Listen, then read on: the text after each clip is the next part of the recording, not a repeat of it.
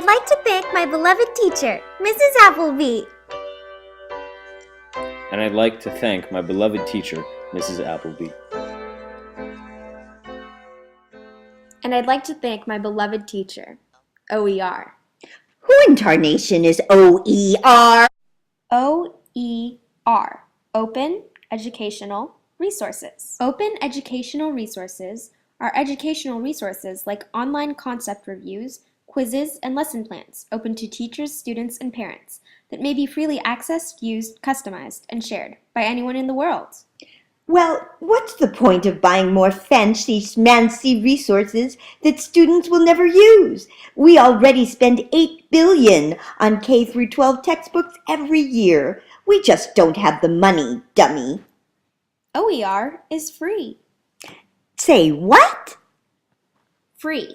F-R-E-E. Free.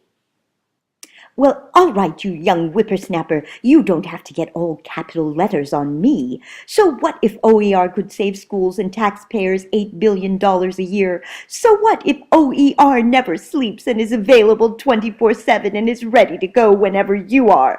I still don't think my students will ever get around to using OER. I can barely get them to crack a book. Ever heard of Wikipedia? Yeah, sure. Kids use it all the time. Never use it myself. Well, Wikipedia is one of the most well-known OER. Just like all open educational resources, it's free, it's constantly being updated and fact-checked, it's available in a bunch of different languages, and it's collaborative. Well, what about the quality standards? I'm very picky about the educational materials I use for my students. OER contributors meet the most exacting standards and include up-to-the-minute ideas and high-quality materials from top universities. Well, I just don't think that's for me or my students.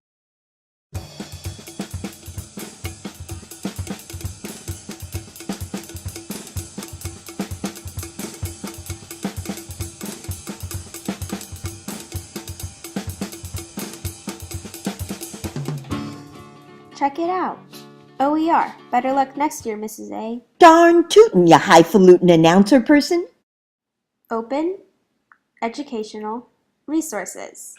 Educational resources. Open to everyone. Even Mrs. Appleby. Old school versus new school. This fall, which one will you be? OER.